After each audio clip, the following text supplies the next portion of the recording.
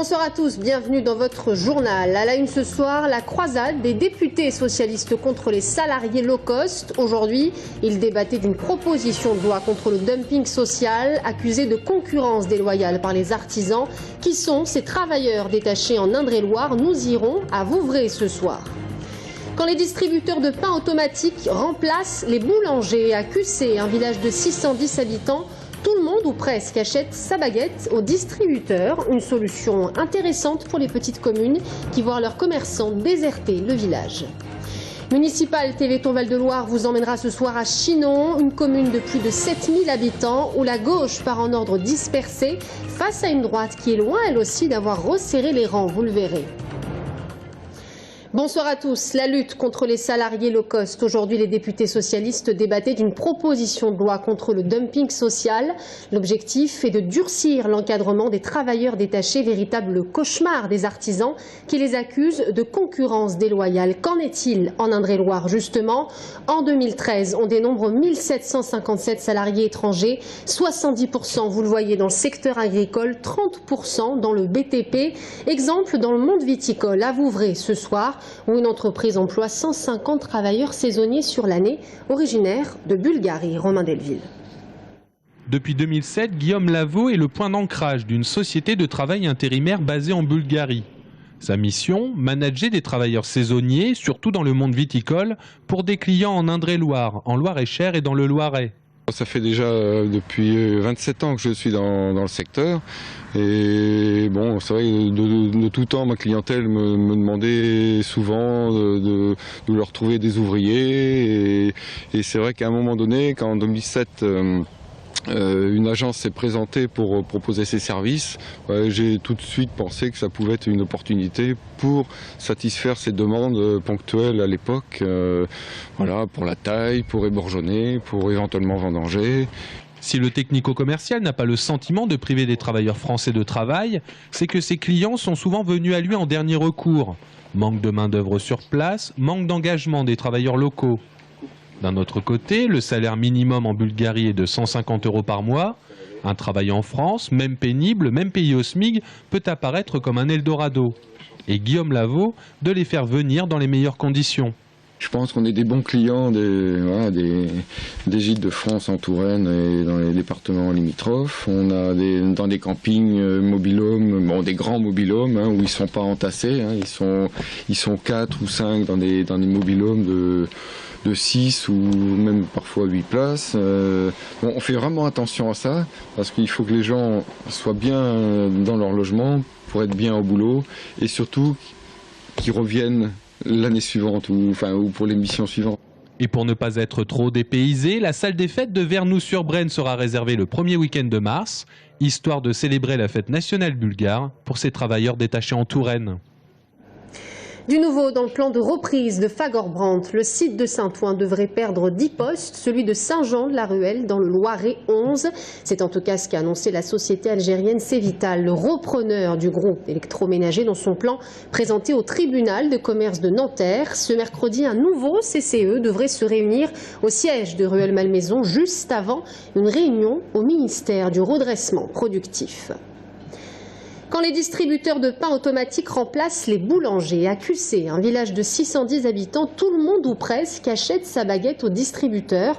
Une nouveauté qui rencontre un franc succès. 75 baguettes sont vendues chaque jour et une solution intéressante pour les petites communes qui voient leurs commerçants déserter le village. Reportage Audrey Champigny.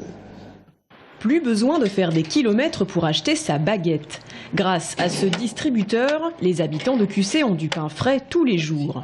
Des baguettes fabriquées par le boulanger de la commune voisine et qui sont au même prix qu'en magasin. Une véritable aubaine pour ce village de 610 habitants. Voilà, servi. Ça c'est impeccable. Ça rend service à tout le monde, ça.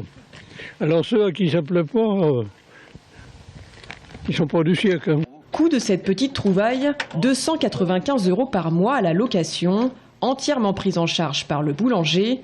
Seule l'électricité est à la charge de la commune. Chaque jour, une soixantaine de baguettes sont mises à disposition avec un réapprovisionnement 2 fois par jour. Pour Hervé Hamelin, boulanger installé à Ligueuil depuis quelques mois seulement, aucune hésitation à se lancer dans l'aventure. Je trouvais l'idée intéressante parce que un distributeur, déjà c'est vrai qu'il n'y en a pas dans le coin. C'est chose rare, honnêtement. Vu l'engouement que les gens ont pour justement cette machine, c'est super quoi.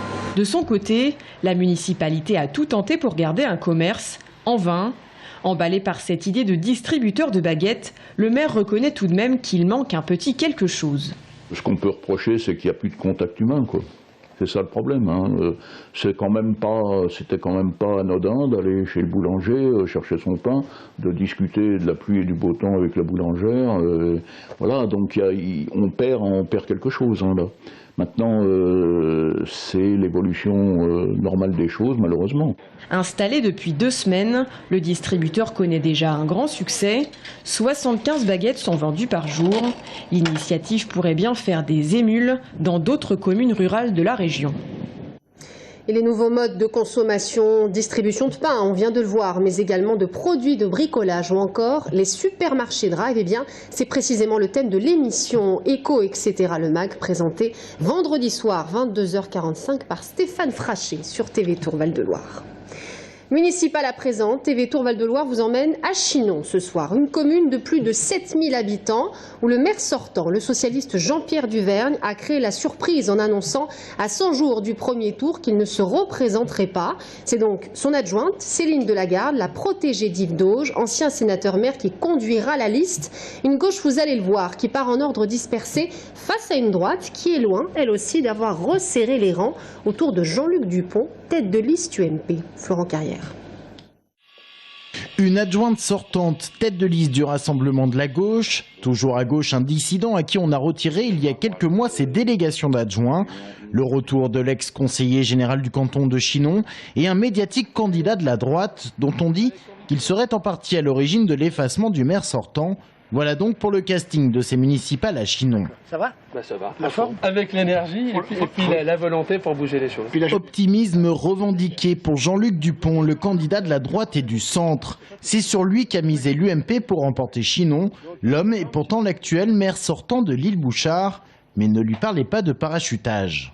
J'ai toujours vécu ici, j'y suis né, ma famille y habite, et même si j'habitais l'île Bouchard et que j'en suis l'élu, c'est n'est qu'à 18 km, et aujourd'hui tout le monde me voit régulièrement en ville. J'ai joué au rugby pendant 30 ans dans cette ville, et je crois que le côté parachutage ne tient pas beaucoup et que la population ne s'y trompe pas.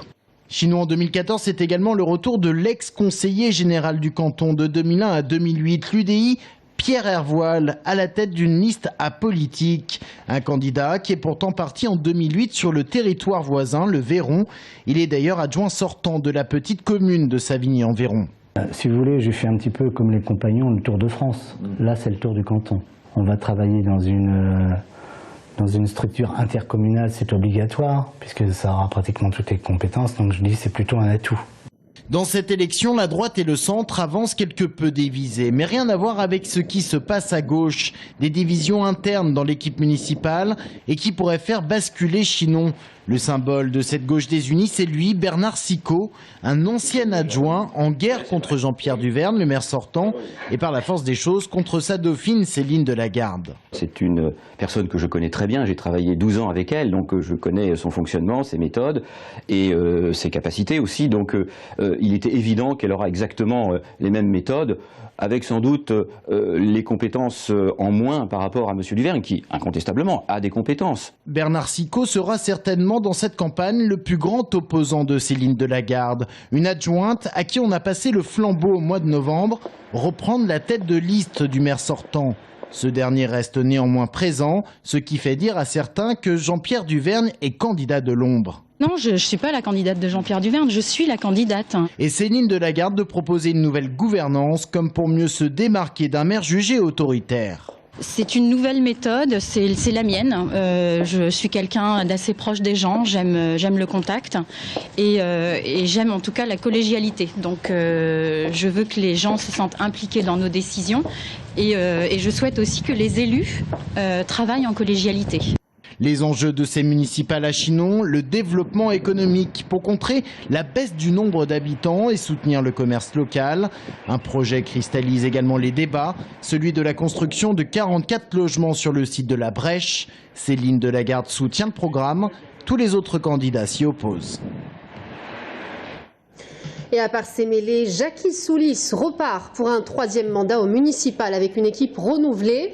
Un combat bien loin d'être gagné d'avance pour le maire sortant d'hiver droite après l'intégration très controversée de la commune dans l'Agglo-Tour Plus. Il s'opposera d'ailleurs à son premier adjoint Bruno Fenet qui, je vous le rappelle, avait demandé la démission de Jacky Soulis suite à un conflit autour d'un terrain qui appartenait au maire, un terrain qui aurait mis en péril le plan local d'urbanisme. On passe au sport. Ce mercredi soir, le TVB reçoit Toulouse en demi-finale de la Coupe de France. Toulouse qui vient avec un esprit de revanche puisqu'il s'était incliné face au TVB en finale l'an dernier. Tout de suite, les enjeux du match avec Audrey Champigny. Plus qu'un obstacle à franchir avant de s'ouvrir les portes de la finale, Toulouse. Les Tourangeaux avaient eu du mal à s'imposer face aux Toulousains lors de leur dernière confrontation. Cette fois, pas le droit à l'erreur. Gros match, effectif au complet, statut de favori. Les joueurs de Maurizio Paes restent confiants. Un match très important pour nous. C'est peut-être le match le plus important de cette période-là. On est une équipe très agressive au bloc défense. Donc du moment qu'on fait jouer, on sait que derrière, c'est dur à nous passer. Le TVB avait remporté le titre l'an dernier en s'imposant face à Toulouse. Il est donc fort à parier que les joueurs de la Ville Rose auront à cœur de prendre leur revanche. C'est la fin de ce journal. Merci à tous de nous avoir suivis. Dans un instant, l'invité de la rédaction, Jacques Chauvin, candidat UMP à Blois. A tout de suite.